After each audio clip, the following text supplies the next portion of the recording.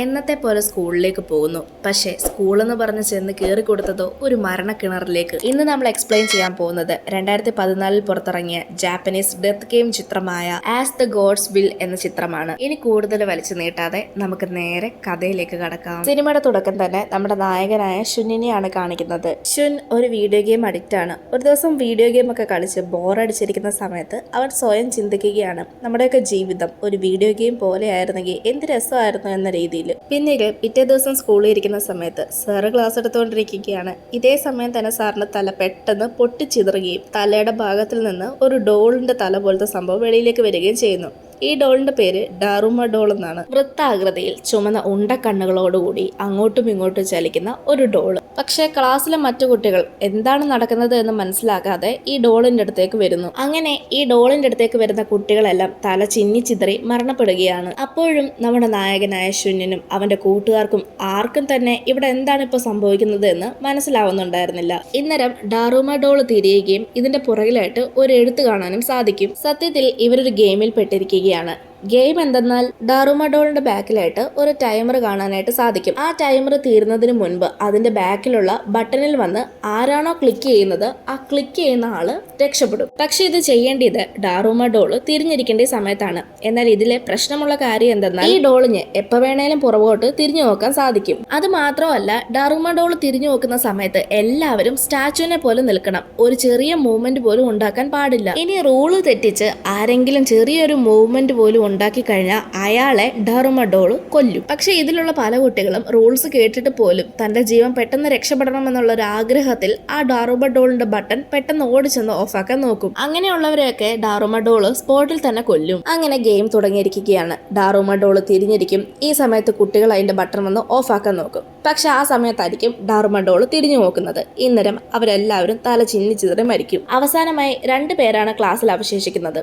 ഒന്ന് നമ്മുടെ നായകൻ ഷുന്നും മറ്റൊന്ന് അവന്റെ കൂട്ടുകാരനും. ഇനി ആകെ 1 മിനിറ്റ് മാത്രമാണ് സമയമുള്ളത്. ഈ 1 മിനിറ്റിനുള്ളിൽ ആ ബട്ടൺ ഓഫ് ചെയ്യണം. ഷുന്നിന്റെ കൂട്ടുകാരൻ ഷുന്നിനോട് തന്റെ തോളിൽ കയറി പെട്ടെന്ന് ചാടിപ്പോയി ആ ബട്ടൺ ഓഫ് ആക്കാൻ പറയും. അങ്ങനെ ഡാറുമ ഡോളിന്റെ പുറകിലുള്ള ബട്ടൺ ഷുന്നു ഓഫ് ചെയ്യും.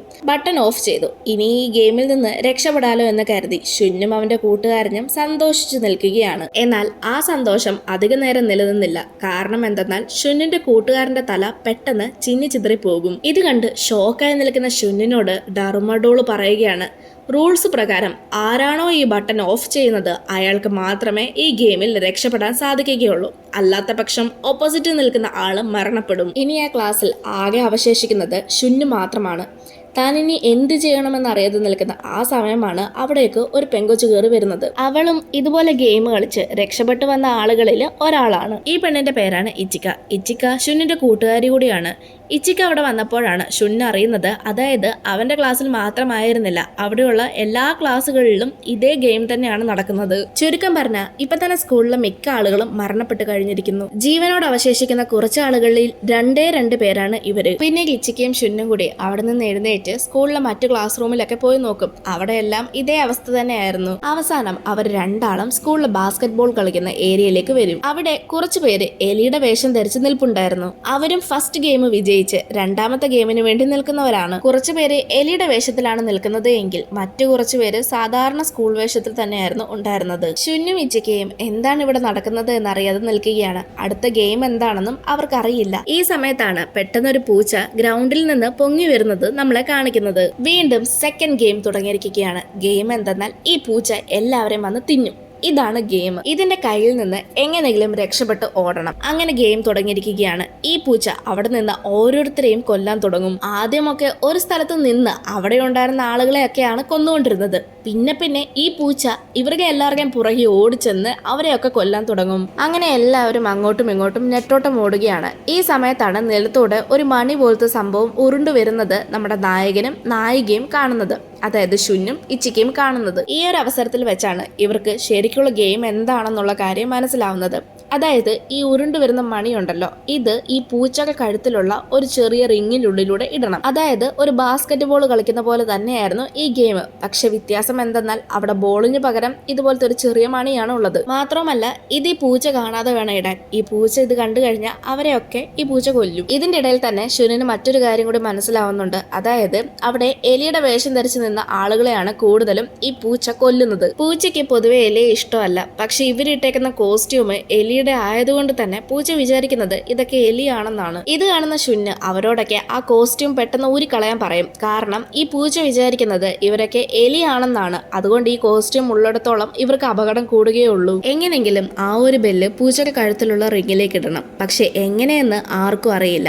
മാത്രമല്ല ഇത് ഈ പൂച്ച കാണാതെ വേണം ചെയ്യാൻ. ഷുന് എന്ത് ചെയ്യണമെന്ന് അറിയാതെ നിൽക്കുന്ന സമയത്താണ് ആ സ്കൂളിലെ തന്നെ ഏറ്റവും നല്ല ബാസ്കറ്റ് പ്ലെയർ ആയിട്ടുള്ള ഒരു പയ്യൻ അവിടേക്ക് വന്ന് ബെല്ല് പൂച്ചയുടെ കഴുത്തിലുള്ള റിങ്ങിനെ ലക്ഷ്യമാക്കി ഇടും. ഒരു പോയിന്റില് ആ ബെല്ല് പൂച്ചയുടെ കഴുത്തിലുള്ള റിങ്ങിലും വീഴുമായിരുന്നു. എന്നാൽ ഇത് ഈ പൂച്ച കാണുകയും ശേഷം ഈ ബെല്ല് പിടിക്കുകയും ചെയ്യും. എന്നിട്ട് അതേ ബെല്ല് ഉപയോഗിച്ച് തന്നെ ആ പയ്യനെ കൊല്ലും. പിന്നീട് വീണ്ടും ഈ പൂച്ച എല്ലാവരെയും കൊല്ലാൻ വേണ്ടി ഓടിക്കുകയാണ്. അങ്ങോട്ടും ഇങ്ങോട്ടും എല്ലാവരും ഞെട്ടോട്ട് ഓടുന്നു. ഇങ്ങനെ ഓടി ഓടി ഓടി പൂച്ച അവസാനം നമ്മുടെ നായികയായ ഇച്ചിക്കയുടെ അടുത്തേക്ക് വരും. എന്നാൽ തക്ക സമയത്ത് അവിടേക്ക് ഷുന് ഈ എലിയുടെ കോസ്റ്റ്യൂം ഇട്ട് അവിടേക്ക് വരും. കാരണം ഈ പൂച്ചയൊക്കെ ശ്രദ്ധ മാറ്റാൻ വേണ്ടിയിട്ടാണ്. അങ്ങനെ പൂച്ച ഷുന്നിന് നേരെ തിരിയുകയാണ്. പക്ഷെ പെട്ടെന്ന് പൂച്ചയ്ക്ക് എന്തൊക്കെയോ ഒരു മനം മാറ്റം. അതായത് അത് ഒരുപാട് സ്നേഹത്തോട് നിൽക്കുന്നു. കാരണം എന്തെന്നാൽ കുറച്ച് ആളുകൾ അതിന്റെ ബാക്കിൽ നിന്ന് അതിന്റെ മുതുകത്തായിട്ട് പെറ്റ് ചെയ്യും. അത് ഈ പൂച്ചയ്ക്ക് നന്നായിട്ട് ഇഷ്ടപ്പെടും. ഇത് കണ്ട ഷുന് ബാക്കിയുള്ള ആളുകളോടും ഈ പൂച്ചയെ പെറ്റ് ചെയ്യാൻ പറയും. അങ്ങനെ എല്ലാവരും അതിന്റെ ബാക്കിൽ നിന്ന് പെറ്റ് ചെയ്യുകയാണ്. കുറച്ചു നേരം കഴിയുമ്പോൾ ഈ പൂച്ച അവിടെ കിടന്നുറങ്ങും. പൂച്ച കിടന്നുറങ്ങിയതോടുകൂടി ഗെയിം തീർന്നെന്നാണ് പല ആളുകളുടെയും വിചാരം. ഇതിന്റെ ഇടയിൽ അവിടെ കുറെ പേര് അടി ഉണ്ടാക്കുന്നുണ്ട്. കാരണം എന്തെന്നാല് ഫസ്റ്റ് ഗെയിമില് ഡാറോമഡോളിന്റെ ബാക്കിലുള്ള സ്വിച്ചിൽ ആരാണ് പ്രസ് ചെയ്യുന്നത് അവര് മാത്രമാണ് ജയിക്കുന്നത്. അതുപോലെ ഈ ഗെയിമിലും ആ ഒരു ബെല്ല് ആരാണ് പൂച്ചയുടെ കഴുത്തിലിടുന്നത് അവര് മാത്രമാണോ ഇനി ജയിക്കുന്നത് എന്ന് കരുതി ആ ബെല്ലിന് വേണ്ടിക്ക് എല്ലാവരും അങ്ങോട്ടും ഇങ്ങോട്ടും അടിയാണ്. ഇവരുടെ ഈ ബഹളം കാരണം ഉറങ്ങിക്കിടന്ന പൂച്ച എഴുന്നേറ്റ് അവിടെ ഉണ്ടായിരുന്ന എല്ലാത്തിനെയും കൊല്ലുകയാണ്. ഇനിയെങ്കിലും എന്തെങ്കിലും ചെയ്തില്ലെങ്കിൽ നമ്മൾ ഉൾപ്പെടെ മരിക്കുമെന്ന് ഷുന്നിന് തോന്നി തുടങ്ങും. അങ്ങനെ ഷുൻ ഒരു പ്ലാൻ ഇടുകയാണ്. പ്ലാൻ എന്തെന്നാൽ അവിടെ ഓൾറെഡി തന്നെ ഒരു ബാസ്കറ്റ് ബോൾ കിടപ്പുണ്ടായിരുന്നു. ഈ ബാസ്കറ്റ് ബോളും അതോടൊപ്പം തന്നെ ഈ ബെല്ലും എടുത്ത് ഒന്നിച്ച് റാപ്പ് ചെയ്ത് ഈ പൂച്ചയ്ക്ക് നേരെ എറിയും. ഇത് കാണുന്ന പൂച്ച എന്തായാലും കൺഫ്യൂസ് ആകും. അതായത് ഇതിലെ ഏതാണ് ഒറിജിനൽ ബെല്ലെന്ന് പൂച്ചയ്ക്ക് അറിയാൻ സാധിക്കില്ല. അങ്ങനെയെങ്കിൽ കറക്റ്റായിട്ട് ബെല്ല് തന്നെ പൂച്ചയുടെ കഴുത്തിലുള്ള റിങ്ങിൽ ഇട്ട് കഴിഞ്ഞാൽ ഈ ഗെയിമിലും ജയിക്കാൻ സാധിക്കും. പക്ഷേ അവർക്ക് ഭാഗ്യം കൊണ്ടോ നിർഭാഗ്യം കൊണ്ടോ അവരെറിയുന്ന ബെല്ല് ഉന്നം പിഴച്ചു പോകും. ബെല്ല് പൂച്ചയുടെ കഴുത്തിലുള്ള റിങ്ങിൽ വീഴാതെ നിലത്തേക്ക് വീഴാൻ തുടങ്ങുന്ന സമയത്ത് അവിടേക്ക് അമ്മയാന്ന് പറയുന്ന ഒരു ചെക്കൻ വന്ന് ആ ബെല്ലെടുത്ത് പൂച്ചയുടെ കഴുത്തിലേക്ക് ഇടും. അങ്ങനെ ആ ഒരു ഗെയിമും കഴിഞ്ഞിരിക്കുകയാണ്. ഗെയിം അവസാനിക്കുമ്പോൾ ഷുന്നും ഇച്ചിക്കയും അമയാന്ന് പറഞ്ഞ ആ ഒരു ചെക്കനും മാത്രമേ അവശേഷിക്കുന്നുള്ളൂ. ഗെയിം അവസാനിച്ച് നോക്കി നിൽക്കുന്ന അതേ സമയം തന്നെ അവിടെ ഉണ്ടായിരുന്ന പൂച്ചയുടെ വായിൽ നിന്ന് എന്തോ ഒരു പുക വരുന്നതും നമുക്ക് കാണാൻ സാധിക്കും. പിന്നീട് അടുത്ത സീനിൽ നമ്മളെ ന്യൂസ് ചാനലൊക്കെയാണ് കാണിക്കുന്നത്. സത്യം പറഞ്ഞാൽ ലോകത്തുള്ള എല്ലാവരും ലൈവായിട്ട് ഈ ഒരു ഗെയിം കണ്ടുകൊണ്ടിരിക്കുകയാണ്. എല്ലാവരും വിചാരിക്കുന്നത് ഇതെന്തോ ഏലിയൻ അറ്റാക്ക് ചെയ്തതാണ് എന്നാണ്. ഇപ്പൊ തന്നെ ലക്ഷക്കണക്കിന് കുട്ടികളാണ് മരണപ്പെട്ടിരിക്കുന്നത്. ഇത് കണ്ടിട്ടും ഗവൺമെന്റ് കാണാത്തത് പോലെയാണ് ഇരിക്കുന്നത്. എല്ലാവർക്കും കുട്ടികളെ വെച്ച് ഇങ്ങനൊരു ഗെയിം നടക്കുന്നുണ്ട് എന്നുള്ള കാര്യം അറിയാമെങ്കിലും ഈ ഒരു ഗെയിം എവിടെയാണ് നടക്കുന്നതെന്നോ എങ്ങനെയാണ് നടക്കുന്നതെന്നോ എന്നുള്ള ഒരു കാര്യങ്ങളും അറിയില്ല. പിന്നീട് അടുത്ത സീനില് ഗെയിമില് രക്ഷപ്പെട്ട ആളുകളെയെല്ലാം ഒരു വൈറ്റ് കളറിലെ ക്യൂബ് പോലത്തെ ഒരു സംഭവത്തിനകത്താക്കി ആകാശത്തിലൂടെ കൊണ്ടുപോകുന്നതാണ് നമ്മളെ കാണിക്കുന്നത്. ഈ ഒരു ഗെയിം തീരുന്നത് വരെ അതിൽ നിന്ന് ആർക്കും പുറത്തേക്ക് വരാനും സാധിക്കില്ല. പുറത്തുള്ള ആളുകൾക്ക് അകത്തേക്ക് പോകാനും സാധിക്കില്ല. പിന്നീട് നമ്മളെ ആകാശത്തിലൂടെ പറന്നുകൊണ്ടിരിക്കുന്ന ആ ഒരു ക്യൂബിനകത്തുള്ള രംഗങ്ങളാണ് കാണിക്കുന്നത്. ഷുന്ന് കണ്ണു തുറന്നു നോക്കുന്ന സമയത്ത് തന്റെ ഒപ്പം അമായയ്ക്കും ഇച്ചിക്കും പകരം തക്കാസി എന്ന് പറയുന്ന ഒരു പെണ്ണും പിന്നെ വേറെ 2 പേരുമായിരുന്നു ഉണ്ടായിരുന്നത്. ഇവരെ ഇപ്പൊ തരം തിരിച്ചിരിക്കുന്നത് അവരുടെ പേരിന്റെ അടിസ്ഥാനത്തിലാണ്. അവരുടെ പേരിന്റെ ലെറ്ററിന്റെ അടിസ്ഥാനത്തിലാണ് ഇവരെ ഇപ്പൊ ഈ റൂമിലാക്കിയിരിക്കുന്നത്. എന്തായാലും ഇനിയിപ്പോൾ അടുത്ത ഗെയിമിനുള്ള സമയമായിരിക്കുകയാണ്. ഇപ്രാവശ്യം 4 ഡോൾ അവിടേക്ക് വരും. ശേഷം ഗെയിമിന്റെ റൂൾ എന്താണെന്ന് അവർ പറയും. ഈ ഗെയിം ഓരോ റൗണ്ടായിട്ടായിരിക്കും കളിക്കുക. അതായത് ഓരോരുത്തരെ വെച്ചൊക്കെയായിരിക്കും കളിക്കുക. ഗെയിം കളിക്കാൻ വരുന്ന ആളുടെ കണ്ണില് ഒരു തുണി വെച്ച് കെട്ടിയതിനു ശേഷം ഈ 4 ഡോൾസും അയാളുടെ ചുറ്റും നിന്ന് പാട്ട് പാടും. പാട്ട് പാടി ഒരു പോയിന്റിൽ എത്തുമ്പോൾ അവർ ആ പാട്ട് നിർത്തും. ശേഷം ഈ കണ്ണ് കെട്ടിയിരിക്കുന്ന ആളുടെ പുറകിലായിട്ട് ഒരു ഡോൾ നിൽക്കും. തന്റെ പുറകിൽ നിൽക്കുന്ന ഡോൾ ഏതാണെന്നുള്ള കാര്യം കറക്റ്റായിട്ട് ഗസ് ചെയ്യണം. കറക്റ്റായിട്ട് ഗസ് ചെയ്ത് കഴിഞ്ഞാൽ ഗെയിമിൽ പാസ്സാകും. ഇനി അഥവാ തെറ്റാണ് പറയുന്നത് എങ്കിൽ അയാൾ മരിക്കും. ആദ്യത്തെ 2 റൗണ്ടിലും 2 പേര് തോൽക്കും. അത് കാരണം അവർ 2 ആളും മരിക്കും. കാരണം എന്തെന്നാൽ ഇവർ ഗസ് ചെയ്യുന്നത് തെറ്റായിട്ടാണ്. അതുകൊണ്ട് ഈ ഡോൾസ് അവരെ കൊല്ലും. അടുത്തത് ഷുന്നിന്റെ ഊഴമാണ്. റൂൾസ് പ്രകാരം തന്നെ കണ്ണ് കെട്ടി ഒരിടത്ത് ഇരുത്തിയതിനു ശേഷം ഈ ഡോൾസ് അവന്റെ ചുറ്റും നിന്ന് പാട്ട് പാടും. പാട്ട് പാടി നിർത്തുന്നതിന്റെ ഒപ്പം തന്നെ തന്റെ പുറകിൽ നിൽക്കുന്ന ഡോൾ ഏതാണെന്ന് കറക്റ്റായിട്ട് ഗസ് ചെയ്യുകയും വേണം. ഈ ഡോൾസ് എല്ലാം പാട്ട് പാടി നിർത്തിയതും ഇനി തന്റെ പുറകിലുള്ള ഡോൾ ഏതാണെന്ന് കറക്റ്റായിട്ട് ഗസ് ചെയ്യാൻ പറയും. പക്ഷെ ഷുന്ന് ഒന്നും തന്നെ മിണ്ടാതെ അവിടെ തന്നെ ഇരിക്കും. ഷുന്ന് ഒന്നും മിണ്ടാതെ അങ്ങനെ തന്നെ കുറെ നേരം ഇരിക്കും. അങ്ങനെ കുറച്ചു നേരത്തിനുള്ളിൽ തന്നെ അവന് കൊടുത്തിരുന്ന സമയം കഴിയും. ഓൾറെഡി തന്നെ ഇപ്പൊ സമയം കഴിഞ്ഞല്ലോ. അതുകൊണ്ട് ഷുന്നിന്റെ പുറകിലുള്ള ഡോള് പറയും നീ മരിക്കാൻ സമയമായിരിക്കുകയാണെന്ന്. അങ്ങനെ ആ സൗണ്ട് കേട്ടൊക്കെ ഷുന്നിന് ഈ ഡോൾ ഏതാണെന്ന് മനസ്സിലാകും. ഇത് കേൾക്കുന്ന ഡോള് പറയുന്നുണ്ട് നിനക്ക് തന്ന സമയം കഴിഞ്ഞിരിക്കുകയാണ്, അതുകൊണ്ട് ഇനി ഉത്തരം പറഞ്ഞിട്ട് ഒരു കാര്യമില്ലെന്ന്. ഇത് കേൾക്കുന്ന ഷുൻ പറയുകയാണ് അത് എന്റെ ഫോണിൽ നിന്ന് വന്ന സൗണ്ടാണ്, അല്ലാതെ എനിക്ക് നിങ്ങൾ തന്ന സമയം ശരിക്കും കഴിഞ്ഞിട്ടില്ല എന്ന്. അതായത് നമുക്കറിയാം നേരത്തെ ആദ്യത്തെ 2 റൗണ്ടിലും 2 പേര് തോറ്റിട്ടുണ്ടായിരുന്നു. പക്ഷേ ഈ 2 പേര് തോൽക്കുന്നതിന് മുമ്പ് അവർക്കും ഇതുപോലെ സമയം കൊടുത്തിട്ടുണ്ടായിരുന്നു. ആ സൗണ്ട് ഷുന്ന് റെക്കോർഡ് ചെയ്ത് വെച്ചതിന് ശേഷം ഇപ്പൊ പ്ലേ ചെയ്തതാണ്. അതിന്റെ അർത്ഥം ഷുന്നിന് ശരിക്കും ഇനിയും സമയമുണ്ട്. അങ്ങനെ ഷുന്ന് ഈ ഗെയിമില് ബുദ്ധി ഉപയോഗിച്ച് ജയിക്കുകയാണ്. ജയിക്കുന്നതിന്റെ ഒപ്പം തന്നെ ഈ ഡോള് ഇല്ലാതാവുകയും ചെയ്യും. ഇല്ലാതായി ഒരു കീ ആയിട്ടാണ് മാറുന്നത്. ഈ കീ ഷുന്ന് കളക്ട് ചെയ്ത് വെളിയിലേക്ക് വരും. വെളിയിലേക്ക് വരുന്ന സമയത്ത് അവിടെ ഇച്ചിക്കയും അതുപോലെ വേറെയും ഈ ഗെയിമിൽ പാസ്സായ കുറെ പേരെ കാണാനായിട്ട് പറ്റും. അവരുടെ ഒക്കെ കയ്യിൽ ഇതുപോലത്തെ കീസ് ഉണ്ട്. അങ്ങനെ കയ്യിലുള്ള കീ ഉപയോഗിച്ച് അവര് ഫ്രണ്ടിലുള്ള ഒരു ലോക്ക് തുറക്കാൻ ശ്രമിക്കുകയാണ്. പക്ഷെ ഇനി 3 കീയുടെ കുറവും കൂടി ഉണ്ടായിരുന്നു. ആ കീ ഉണ്ടെങ്കിൽ മാത്രമേ ഈ ഒരു ലോക്ക് തുറക്കാൻ സാധിക്കുകയുള്ളൂ. ഇന്നരമാണ് അവിടേക്ക് അമ്മയ 3 കീയും കൊണ്ട് അവിടേക്ക് വരുന്നത്. അങ്ങനെ അവർ ആ ലോക്ക് തുറക്കും. ലോക്ക് തുറക്കുന്ന സമയത്ത് അവരോട് ആരോ ഡ്രസ്സൊക്കെ മാറ്റാനായിട്ട് പറയും. അങ്ങനെ അവർ ഡ്രസ്സെല്ലാം മാറ്റി വരുമ്പോഴേക്കും അവരെത്തുന്നത് മഞ്ഞു മൂടി കിടക്കുന്ന ഒരു സ്ഥലത്താണ്. അതൊരു വീഡിയോ ഗെയിം പോലെയായിരുന്നു കാണാനുണ്ടായിരുന്നത്. അവിടെ വെള്ള നിറത്തിലുള്ള ഒരു വലിയ കരടിയും കാണാൻ സാധിക്കും. ഇതാണ് ഇവരുടെ അടുത്ത ഗെയിം. ഈ ഗെയിമിന്റെ റൂൾ എന്തെന്നാൽ ഇവരോട് ഈ കരടി കുറച്ച് ക്വസ്റ്റ്യൻസ് ചോദിക്കും. ചോദിക്കുന്ന ചോദ്യത്തിന് കൃത്യമായ സത്യസന്ധമായ ഉത്തരം പറയണം. കള്ളം പറയാൻ പാടില്ല. ഇനി കള്ളം പറയുന്ന ആരെങ്കിലും ഉണ്ടേൽ അയാൾ മരിക്കും. അങ്ങനെ ഗെയിം സ്റ്റാർട്ട് ചെയ്തിരിക്കുകയാണ്.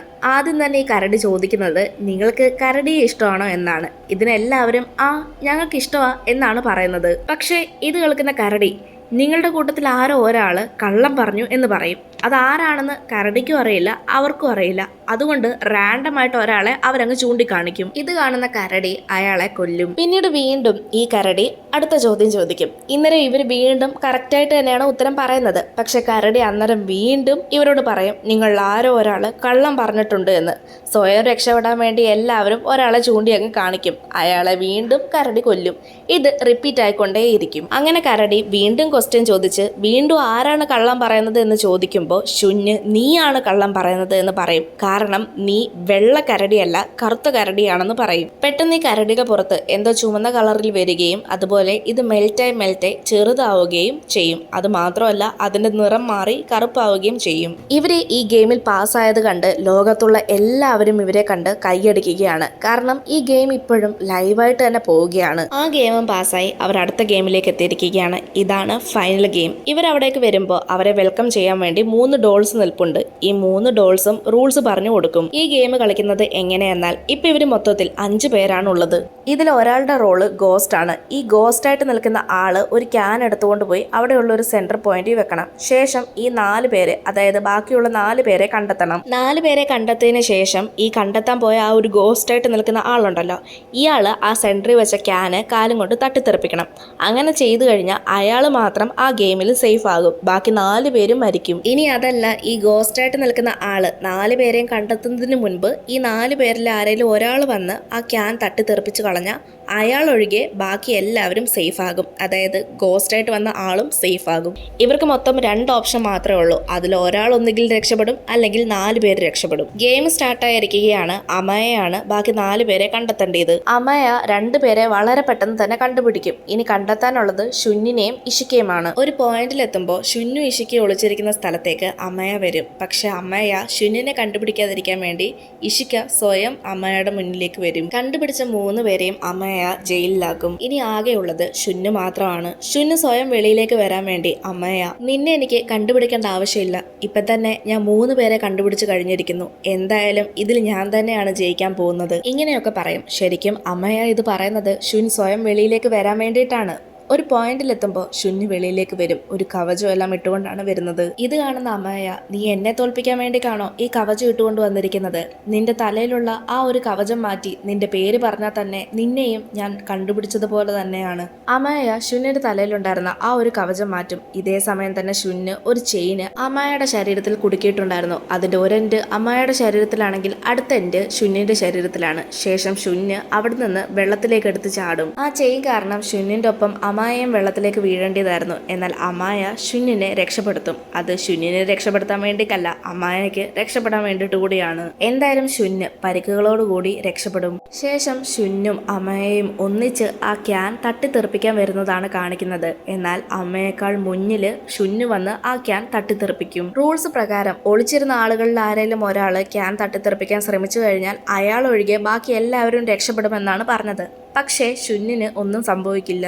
ഈ സമയം ആ 3 ഡോൾസ് അവിടേക്ക് വരികയും ശേഷം രണ്ടാമത്തെ റൂള് ഞങ്ങൾ വെറുതെ പറഞ്ഞതാണെന്നും പറഞ്ഞ് അവർക്ക് കുറച്ച് ഐസ്ക്രീമും കൊടുക്കും. മാത്രമല്ല നിങ്ങൾക്ക് 5 പേർക്കും തിരികെ വീട്ടിലേക്ക് പോകാമെന്നും പറയും. അങ്ങനെയെല്ലാം അവസാനിച്ചു എന്ന് കരുതി സന്തോഷമായിട്ടിരിക്കുന്ന സമയത്താണ് ഷുന്നു കഴിച്ചുകൊണ്ടിരുന്ന ഐസ്ക്രീം സ്റ്റിക്കിനകത്ത് ഒരു എഴുത്ത് കാണുന്നത്. അതെന്തെന്നാൽ ആരാണ് ജയിച്ചത് ആരാണ് തോറ്റത് എന്നാണ്. ശരിക്കും ഗെയിം അവസാനിച്ചിട്ടുണ്ടായിരുന്നില്ല. മാത്രമല്ല ഗെയിമിൽ വിജയിച്ചത് അമായയും ഷുന്നുമാണ്. ബാക്കി 3 പേരും അവിടെ വെച്ച് മരണപ്പെട്ടിരുന്നു. അതിൽ ഇഷിക്കയും വരും. ഈ സമയം ഡോൾസ് വന്ന് ഇവരോട് 2 ആളോടും ഈ ഗെയിമിൽ വിജയിക്കുന്നത് ബുദ്ധിയും ശക്തിയും ഉള്ളവരാണ്. അത് നിങ്ങൾക്ക് 2 ആൾക്കും മാത്രമേ ഉണ്ടായിരുന്നുള്ളൂ. ബാക്കി 3 ആളും മരണപ്പെട്ടു എന്ന് പറയും. അമയയ്ക്ക് ഗെയിം ജയിച്ചതിന്റെ സന്തോഷവും അതോടൊപ്പം ഷുന്നിന് തന്റെ വേണ്ടപ്പെട്ടവരെ നഷ്ടപ്പെട്ടതിന്റെ വിഷമവുമായിരുന്നു. പിന്നീട് അമയും ഷുന്നും മാത്രം ആ ഒരു ഗെയിമിൽ വിജയിച്ച് വെളിയിലേക്ക് വന്നിരിക്കുകയാണ്. ഇവരെ കണ്ട ജനങ്ങളെല്ലാം വരവേൽക്കുന്നതും നമുക്ക് കാണാൻ സാധിക്കും. ആ ഒരു സീൻ അങ്ങനെ കാണിച്ചുകൊണ്ടാണ് ഈ ഒരു മൂവി തീരുന്നത്. നിങ്ങൾക്കും ഈ ഒരു മൂവി ഇഷ്ടമായെന്ന് വിചാരിക്കുന്നു.